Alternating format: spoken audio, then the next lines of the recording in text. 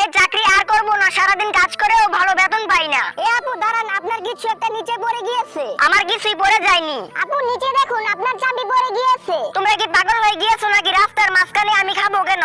এ আপু আমরা আপনাকে খাওয়ার কথা বলিনি, নিচে দেখুন আপনার চাবি পড়ে গিয়েছে। তোদের মাথা খারাপ হয়ে গিয়েছে? আমার মাথা খারাপ করছিস কেন? রাস্তার মাঝখানে আমাকে দিন দুপুরে খাওয়ার কথা বলছিস কেন? উপকার করতে গিয়ে তো নিজেরই ক্ষতি হয়ে গেল।